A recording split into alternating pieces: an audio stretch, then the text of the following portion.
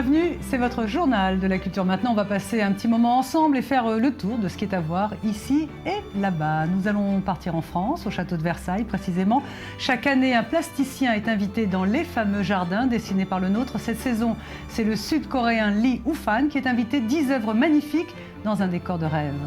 Nous irons également fêter un anniversaire, celui de la première chanson mise en ligne sur Internet.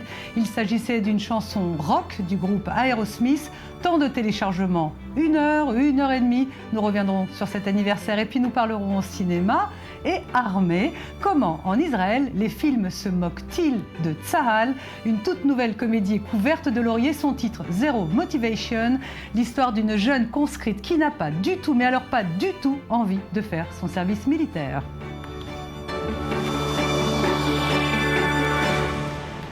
Voilà pour le sommaire. Merci de votre fidélité à i24 News.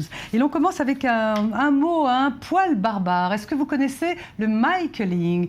Le Michaeling, c'est le nom du pèlerinage que font les fans de Michael Jackson. Le Michaeling consiste, ça se passe à Los Angeles, à visiter les lieux clés de la superstar pendant ses 45 ans de carrière. Cette semaine, chacun a donc célébré à sa façon les 5 ans anniversaire de la mort de Michael Jackson, décédé d'une overdose de propofol. L'homme au meilleur tube du monde reste l'idole absolue. C'est le roi, c'est la plus grande vedette de tous les temps. Si j'arrive à 1/100 de son talent, je serai comblé. Évidemment. Rappelons que Michael Jackson, même mort, a sorti un deuxième album posthume il y a quelques mois, le titre Escape, et il a plutôt bien marché. Oui, parce que tous les miracles sont possibles avec la technologie. Un autre miracle a eu lieu il y a 20 ans cette fois. Pour la première fois, on pouvait télécharger un morceau de musique sur Internet. Il y a 20 ans, on parlait en heures de téléchargement, en gigabytes. Il y a 20 ans, c'était il y a 20 ans. Le reportage, le récit de Amit Kling avec David Gombin. Nous sommes en 1994, le groupe de rock Aerosmith est au sommet de sa gloire, surfant sur le succès de son album Get a Grip, sorti en 1993. Cette année-là, des millions de copies sont écoulées et depuis, 20 millions d'albums ont été vendus. Pourtant, presque par hasard, ils sont à l'origine d'une autre révolution, encore plus importante que dans leurs rêves les plus fous. Le titre Head First, qui n'est pas inclus dans l'album, aurait très bien pu être une chanson d'Aerosmith comme tant d'autres. Pourtant, l'un des dirigeants de Geffen Records, le label du groupe à l'époque, a une idée novatrice et qui va tout changer. Il décide de diffuser pour la première fois une chanson de l'album sur Internet. Alors en pleine expansion, nous sommes en 1994, 5 ans avant que le site Napster ne popularise le partage de fichiers en ligne, changeant le visage de l'industrie musicale pour toujours. La presse couvre alors l'événement avec enthousiasme, mais surtout avec curiosité. Certains semblent même quelque peu énervés par cette idée qui leur semble irréfléchie. La chanson proposée en exclusivité sur la plateforme CompuServe prenait entre 1 heure et 1 heure et demie à télécharger, et cela avec un modèle dernier cri. Enfin, dernier cri des années 1990. Le fichier pesait 4,3 MB, ce qui semblait démesuré pour l'époque. Le Boston Globe écrit que de nombreuses personnes luttent pour économiser autant d'espace sur leur disque dur, alors que les programmes informatiques engloutissent de plus en plus de place sur l'ordinateur. Si la sortie de Head First est à l'époque perçue comme un coup marketing, rétrospectivement, ce fut le premier pas vers une révolution conceptuelle et technologique. En Floride, le quotidien Sun Sentinel prédisait que les formats matérialisés, CD ou clés USB, l'emporteront sur les téléchargements, car personne ne voudra passer des heures à télécharger de la musique. Comme le disait le physicien danois Niels Bohr, la prédiction est un exercice très compliqué, spécialement quand elle concerne le futur. À suivre, les splendides sculptures de l'artiste Lee Woo-fan dans les jardins du château de Versailles en France. Et puis notre enquête sur les relations fortes entre le cinéma et l'armée israélienne. En attendant, voici les highlights, ce sont les expos à ne pas manquer. Ce sont 2 artistes contemporains qui exposent des œuvres calligraphiques à la Nomad Gallery d'Islamabad. Shahrzad Zar et Mia Nattar proposent 32 calligraphies reconnaissables grâce à leurs formes géométriques et leurs couleurs originales, faisant preuve de fraîcheur dans leur travail. Une exposition à voir jusqu'au 30 juin. Mêlant origines françaises et israéliennes, le photographe Noam Chomsky propose une sélection de ces clichés. Le spectacle des hasards, un florilège de photographies avec des inspirations diverses. Nature morte, portraits, scènes religieuses reflètent les valeurs humanistes de cet artiste. Le spectacle des hasards par le photographe Noam Chomsky, c'est au Pop-Up CLV de Tel Aviv jusqu'au 27 juin. C'est un véritable appel à l'indignation et au militantisme. Bring the Street, une exposition des œuvres d'un artiste anonyme nommé Go In, comparé par certains au britannique Banksy. Pour lui, l'art, c'est une arme dont il se sert pour porter ses engagements. C'est la galerie Space Junk qui accueille ses œuvres à Lyon, à Bayonne et à Grenoble jusqu'au 24 décembre. Et on reste en France avec, au château de Versailles, une magnifique exposition dans les jardins de Lenôtre. Chaque année, le château invite un artiste qui fait plus ou moins l'adhésion. Alors après Jeff Koons, Murakami qui avait suscité la polémique, les sculptures silencieuses du sud-coréen Lee Woo-fan font l'unanimité. Le récit, Ariane Hassan. Dans les jardins de Versailles, une grande arche métallique a poussé. Un arc-en-ciel d'acier de 12 mètres de haut, enserré par 2 grosses pierres. C'est l'œuvre la plus impressionnante imaginée par l'artiste sud-coréen Lee Woo-fan, spécialement pour le château du Roi Soleil. L'artiste de 77 ans cultive le minimalisme. Ses matières de prédilection, la pierre et le métal. La plaque de fer et la pierre représentent la rencontre entre la société industrielle et la nature. Lee Woo-fan, peu connu du grand public français, était philosophe avant de devenir artiste. Il s'est beaucoup promené dans les jardins de Versailles pour s'en inspirer avant de se mettre au travail. Ces pierres viennent des Alpes ou de Scandinavie. Les 10 œuvres qu'il expose ici parlent toutes d'interaction. Entre les matériaux, bien sûr, mais aussi avec les perspectives dessinées par André Lenôtre il y a 3 siècles. On est loin des Jeff Koons ou des Murakami exubérants et colorés. L'œuvre de Lee Woo-fan, poétique, méditative, se rapproche de l'arte povera italien de Giuseppe Pennone, invité du château l'été dernier. Certaines œuvres parleront sans doute plus que d'autres aux visiteurs, comme cette ombre des étoiles, installée dans un bosquet bien caché. J'ai essayé de représenter la volonté de chaque pierre. En même temps, ça peut être un reflet de la pensée du visiteur, une invitation à entrer dans un monde imaginaire. Lee Woo-fan partage sa vie entre Tokyo, New York et Paris. Il est à Versailles jusqu'au 2 novembre. On va passer au cinéma maintenant. En Israël, une toute nouvelle comédie sort sur les écrans. Le titre, Zero Motivation, une comédie auréolée de succès. Ce film est réalisé par une jeune femme, Tali Lavin. Benjamin Tobias, bonjour. Vous êtes spécialiste des écrans au quotidien Yehodiot à Aharonot. On va parler avec vous des relations fortes entre le cinéma et son armée. Mais je voudrais d'abord qu'on regarde, si vous voulez bien, un court extrait de ce film, Zero Motivation, que vous avez vu aussi d'ailleurs. פה יש מחוררים, מעתקים, סיכות, נעצים, חוצצים, סכין יפני, סכין מעטפות, טושים, חדדים, דבק פלסטיק, מילול לדיו, מילול לשכנים. די, קודחת בראש.